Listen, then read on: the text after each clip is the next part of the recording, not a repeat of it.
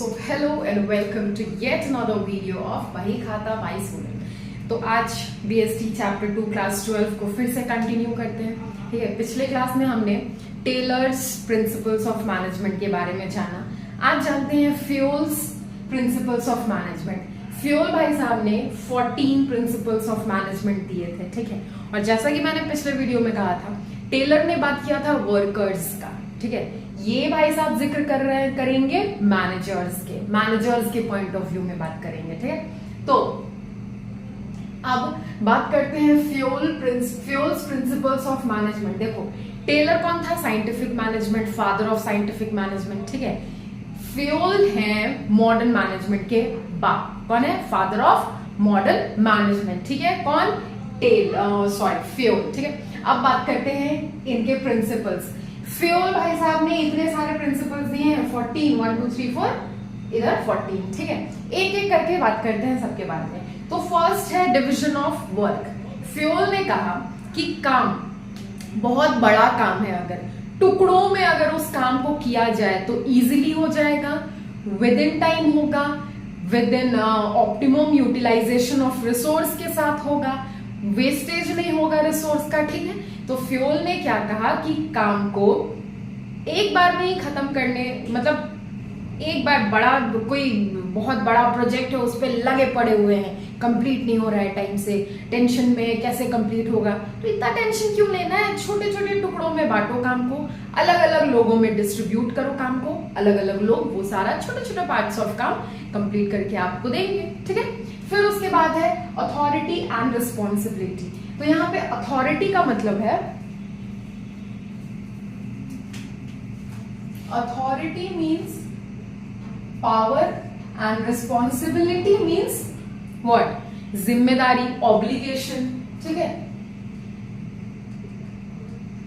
Obligation. Authority means power और responsibility means obligation या जिम्मेदारी। ठीक है, तो पावर और जिम्मेदारी यहाँ पे मैनेजमेंट में साथ में चलते हैं, एक दूसरे के बिना नहीं रह सकता है कोई भी। पावर भी है, जिम्मेदारी भी है। अगर अथॉरिटी किसी के पास है तो उसके पास जिम्मेदारी भी है। ठीक है, वो जिम्मेदार भी है, अकाउंटेबल भी है, काम भी उसको करना है। ठीक है, केवल ऐसा नहीं कि धौस जमा रहे हैं, नहीं। ठीक है, फिर आगे है डिसिप्लिन। अब किसी मैनेजमेंट में है, हम काम कर रहे हैं, वहां पे डिसिप्लिन भी बहुत जरूरी है। डिसिप्लिन में रहोगे काम जल्दी कंप्लीट होगा, केवल काम से मतलब होगा। ठीक है, और अनडिसिप्लिन रहोगे तो फिर सब कुछ डिले होता चला जाएगा। फिर है unity of command. Unity of command में मींस कि अगर आपके ऊपर एक सुपरवाइजर है, ठीक है, और उसका ऑर्डर आप सुन रहे हो, तो सब कुछ एक प्रोसेस में होगा, कंफ्यूजन नहीं होगा। ठीक है, फिर है यूनिटी ऑफ डायरेक्शन। एक डायरेक्शन में सारे एम्प्लॉयज को लेकर जाना। मैनेजर्स का ये जिम्मेदारी है कि सारे एम्प्लॉयज को एक डायरेक्शन में लेकर जाए, और वो डायरेक्शन क्या है? Through the organisational motive, to achieve organisational motive goal. ठीक है, और एक डायरेक्शन में कैसे जाएंगे? बिना कंफ्यूजन के। जब हम एक बॉस का कमांड सुनेंगे, ठीक है, अब मान लो एक ऑर्गेनाइजेशन में कोई दो बॉस है। ठीक है, एक ने कहा कैश में पेमेंट होगा, दूसरे ने अपने मैनेजर से कहा कैश में भी होगा, चेक में भी होगा। मैनेजर बेचारा तो परेशान हो जाएगा, इसलिए एक बॉस की सुनो, कंफ्यूजन से दूर रहो। ठीक है, फिर subordinate of individual interest to general interest. तो subordinate to individual interest to general interest, this principle means कि मैनेजमेंट में सबसे पहले बात होता है ऑर्गेनाइजेशनल मोटिव का, गोल का। ठीक है, तो ऑर्गेनाइजेशनल इंटरेस्ट का बात होगा, ऑर्गेनाइजेशनल इंटरेस्ट का बात होगा, ना कि इंडिविजुअल इंटरेस्ट का। हर एम्प्लॉय ये नहीं सोचेगा कि मेरा यहाँ पे मेरा मोटिव है बस ये काम कंप्लीट करना, तो हम बस ये करेंगे। नहीं, उसको क्या, उसका मोटिव क्या है? इनडायरेक्टली उसका मोटिव क्या है? ऑर्गेनाइजेशन का गोल ही उसका मोटिव है, तो वो ऑर्गेनाइजेशनल मोटिव अचीव करेगा, तो कहीं ना कहीं उसी के साथ इंडिविजुअल मोटिव भी अचीव होगा, इंडिविजुअल इंटरेस्ट भी वो अचीव कर पाएगा। ठीक है, उसके बाद है scalar chain. Now scalar chain, देखो स्केलर चेन का मतलब क्या है कि अगर एक बॉस को, ठीक है ध्यान से सुनना, एक बॉस को अगर अपने एम्प्लॉयज वर्कर्स से बात करना है तो वो स्टेप बाय स्टेप आएगा, step by step. For example like A is the boss, ठीक है, standing over here, B C D E F G, ठीक है, एफ ए बी, एक second, C D E F G H N I, ठीक है। ए boss है और ये सारे उनके एम्प्लॉयज हैं। दिख रहा है कि नहीं दिख रहा है? दिख रहा है। ए कौन है? ए बॉस है और B C D E F G H I इनके एम्प्लॉयज हैं, ठीक है। तो अगर ए को कम्युनिकेट करना है डी से, तो ये पहले बात करेगा बी से, ठीक है, बी तक इंफॉर्मेशन शेयर करेगा, बी फिर वो इंफॉर्मेशन आगे बढ़ाएगा सी को, सी फिर इंफॉर्मेशन डी को बढ़ाएगा। ये बहुत ज्यादा टाइम टेकिंग भी होता है, ठीक है। अब ए पहले इंफॉर्मेशन शेयर करेगा बी को, बी सी को, सी डी को, देन फाइनली डी तक वो जो भी बात था जो ए को डी तक पहुंचाना था वो पहुंच पाएगा, ठीक है। नाउ ये बहुत ज्यादा टाइम टेकिंग होता है। अगर ए को डी तक इंफॉर्मेशन पहुंचाना, पहले उसके रास्ते में बी आ रहा है, फिर सी आ रहा है, उसके बाद डी आ रहा है, बेचारा बहुत ज्यादा टाइम टेकिंग है, ठीक है। तो इन केस ऑफ इमरजेंसी अगर इन दोनों एम्प्लॉयज को आपस में कम्युनिकेट करना है, तो अगर इमरजेंसी नहीं है तो ये तो पहले इसको इंफॉर्मेशन शेयर करेगा, फिर सी डी को करेगा, बी ए को, ए ई को, सॉरी एफ को, एफ जी को, देन जी एच को, फाइनली बहुत टाइम टेकिंग होगा। तो इन केस ऑफ इमरजेंसी क्या होता है कि अगर सेम लेवल ऑफ मैनेजर्स हैं डी और ई एच, ठीक है, सेम लेवल ऑफ मैनेजर्स हैं, अगर डी को कोई इंफॉर्मेशन एच तक शेयर करना है तो ये इतना प्रोसेस से ना जाकर सीधा एच को कन्वे करता है, कम्युनिकेट करता है इससे, और इसको ही बोलते हैं ज्ञान प्लान। क्या? ज्ञान प्लान, ठीक है। और ये 1 मार्क्स क्वेश्चन में हमेशा आता है, व्हाट इज ज्ञान plan, what do you mean by ज्ञान प्लान, स्केलर चेन, ये सारे प्रिंसिपल बहुत इंपॉर्टेंट है। इनफैक्ट ये चैप्टर बहुत इंपॉर्टेंट है, ठीक है। फ्यूल्स प्रिंसिपल्स ऑफ मैनेजमेंट बहुत इंपॉर्टेंट है, इसलिए अच्छे से पढ़ना, अच्छे से सुनना पहले, ठीक है। उसके बाद है रेम्यूनरेशन ऑफ एम्प्लॉयज। तो रेम्यूनरेशन ऑफ एम्प्लॉयज मतलब कि जितने एम्प्लॉयज हैं आपके यहाँ काम कर रहे हैं आपके मैनेजमेंट में, उनको फेयर सैलरी दो, फेयर रेम्यूनरेशन पे करो, अकॉर्डिंग टू देयर वर्क करो। ऐसा नहीं कि सेम लेवल पे काम कर रहे हो, किसी को ज्यादा पे कर रहे हो, किसी को कम पे कर रहे हो, नहीं, उनके काम के अकॉर्डिंग पे करो, ठीक है। सबको fair wage, fair remuneration, fair salary pay करो, ठीक है। उससे क्या होता है, मोटिवेट होते हैं एम्प्लॉयज की हाँ सेम लेवल पे हैं, एक जैसा पेमेंट मिल रहा है, अच्छे से काम करेंगे, ठीक है। अगर एक को ज्यादा दोगे, एक को कम दोगे, सेम लेवल पे काम कर रहे हैं, तो फिर वैसे ही आपस में एनवायरनमेंट फिर खराब हो जाएगा, और एनवायरनमेंट खराब हो जाएगा तो फिर कोई भी काम अच्छे से नहीं हो पाएगा। काम अच्छे से नहीं हो पाएगा तो अल्टीमेटली डायरेक्टली और indirectly it will hamper organisational goal, ठीक है। उसके बाद है centralisation and decentralisation. Now centralisation and decentralisation. तो सबसे पहले सेंट्रलाइजेशन का मतलब क्या होता है कि जितने भी एक्टिविटीज इन्वॉल्व हैं, ठीक है, जितने भी एक्टिविटीज इन्वॉल्व हैं in planning and in decision making within the organisation, within your organisation जहां पे काम कर रहे हो, वो सारे एक ही लोकेशन पे कंसंट्रेटेड होने चाहिए, ठीक है। फिर है डिसेंट्रलाइजेशन। तो डिसेंट्रलाइजेशन का मतलब delegation of authority from top level management to middle level management और lower level management। क्या? delegation of authority, power delegate करना, कि टॉप लेवल में है बोर्ड ऑफ डायरेक्टर्स समझो, ठीक है, वो अलग अलग डिपार्टमेंट के मैनेजर्स को थोड़े थोड़े पावर देकर रखे हैं कि आप ये, आपके पास ये पावर है, आप वर्कर्स से ऐसे काम करा सकते हो, ठीक है। फिर है ऑर्डर। तो ऑर्डर मतलब कि people and material, ठीक है, people and material should be at appropriate place, ताकि जब भी हमको काम है सब कुछ एफिशिएंटली अच्छे से काम हो पाए। फिर है इक्विटी।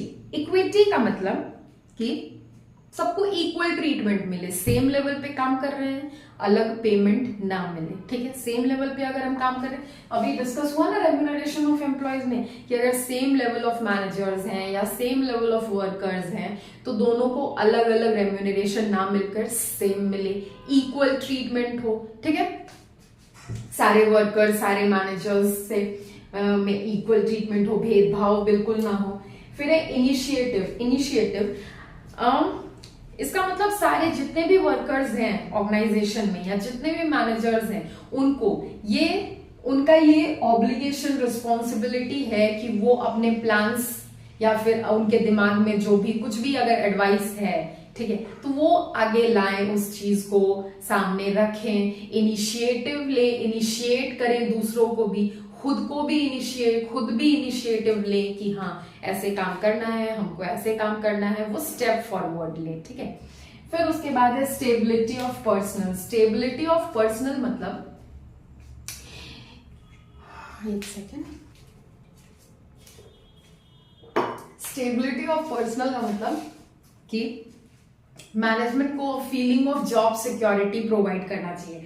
टाइम टू टाइम अगर वर्कर्स का मैनेजर्स का ट्रांसफर करोगे, अगर टर्मिनेट करोगे तो वर्किंग एनवायरनमेंट बहुत खराब हो जाएगा। और अगर हमेशा टर्मिनेट ही हो रहे हैं किसी ऑर्गेनाइजेशन में एम्प्लॉयज, अगर हमेशा फ्रीक्वेंट ट्रांसफर ही हो रहा है एक जगह पे, अगर मान लो आप कहीं पे काम कर रहे हो, ठीक है, आपने थोड़ा टाइम तो आपको लगेगा उस एनवायरनमेंट में एडजस्ट होने में, ठीक है। जब तक आप एडजस्ट होगे आपका ट्रांसफर हो जाएगा या आपको टर्मिनेट कर दिया जाएगा, ठीक है, फिर आपके प्लेस में कोई और आएगा, फिर वो एडजस्ट होने में टाइम लेगा, फिर एडजस्ट जब हो जाएगा फिर उसके साथ भी वही रिपीट होता चला जाएगा। तो क्या वैसा ऑर्गेनाइजेशन बहुत ज्यादा टाइम तक सरवाइव कर पाएगा? नहीं कर पाएगा। तो फिर ऑर्गेनाइजेशनल गोल की तो छोड़ो, ऑर्गेनाइजेशन ही डूब जाएगा, ठीक है।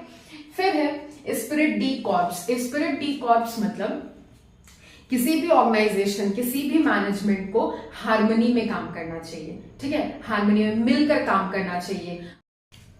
स्पिरिट डी कॉर्प्स वो था ना, ऑर्गेनाइजेशन में टीम स्पिरिट होना चाहिए, एम्प्लॉयज में टीम स्पिरिट होना चाहिए, क्योंकि ऑर्गेनाइजेशनल गोल अगर अचीव करना है तो वो किसी इंडिविजुअल का तो गोल है नहीं, वो एक टीम का गोल है। अगर एक टीम अच्छे से मिलकर काम करेगा तो वो इजीली अचीव होता चला जाएगा, ठीक है। अब ये सारे थे 14 प्रिंसिपल्स ऑफ मैनेजमेंट, ठीक है। नाउ देखो एग्जाम में क्या होता है, यूनिटी ऑफ कमांड और यूनिटी ऑफ डायरेक्शन के बीच डिफरेंस भी पूछा जाता है। तो एक बार इसके बीच का डिफरेंस भी जानते हैं उसके बारे में। उसके बाद ये चैप्टर ऑलमोस्ट खत्म है। उसके बाद Fayol versus Taylor, last topic, ठीक है। So now difference between unity of command and unity of direction बहुत इंपॉर्टेंट है, ठीक है। तो सुनो, सबसे पहले बेसिस में सबसे पहला डिफरेंस किस बेसिस पे करेंगे? मीनिंग। तो दोनों का मतलब क्या होता है? Unity of command means one subordinate should receive orders from one boss and should only be accountable to him. मतलब किसी भी एम्प्लॉयज को, ठीक है, कोई भी एक एम्प्लॉय है, अगर वो केवल एक बॉस का बात सुन रहा है, ठीक है, अगर कुछ भी गड़बड़ हो रहा है तो वो उसी को अकाउंटेबल हो रहा है। तो ऐसे में कंफ्यूजन नहीं होगा। एक वर्कर है, वो अगर 1000 बॉस उसके ऊपर मंडराएंगे तो ऐसे में कंफ्यूजन होगा ना, एक कुछ और बोलेगा, दूसरा कोई और काम बोलेगा, तीसरा कुछ और काम बोलेगा, कंफ्यूजन क्रिएट होगा। तो इसीलिए to reduce confusion it is better for a worker to listen to one boss only and to be accountable to him only, ठीक है। फिर unity of direction, each group of activities every group of activities having same objectives, यहां पे every कर लो, every group of activities having same objectives must have one boss। जितने भी activities हैं, ठीक है, जिसमें जितने भी एक्टिविटीज हो रहे हैं ऑर्गेनाइजेशन में, अगर उन एक्टिविटीज का एक ही एम है, एक ही गोल है, तो उनका बॉस भी एक होना चाहिए, ठीक है। फिर उसके बाद है एम। यूनिटी ऑफ कमांड, जैसे कि मैंने बोला, रिड्यूसेस कंफ्यूजन, एक बॉस से कोई कंफ्यूजन नहीं होगा, ठीक है। फिर unity of direction reduces overlapping of activities, ठीक है।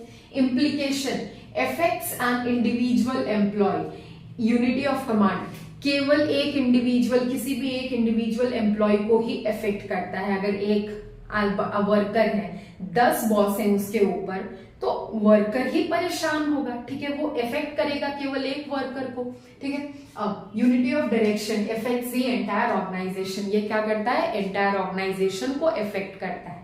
नाउ एक लास्ट टॉपिक हमारा बचा, आई होप ये क्लियर हो। इससे पहले के जो 14 principles of fuels, 14 principles of management थे, वो भी आई होप क्लियर होगा, ठीक है। तो अब हम कल मिलते हैं विथ एक छोटा सा टॉपिक बचा हुआ है, फ्यूल वर्सेस टेलर का, ठीक है, तो वो हम कल करते हैं, ठीक है। टिल देन आप क्लास 12 में नए हो, हम इधर नए हैं, साथ मिलकर बढ़ते हैं, पढ़ते हैं, सीखते हैं, समझते हैं और एंजॉय करते हैं, ठीक है। बाय।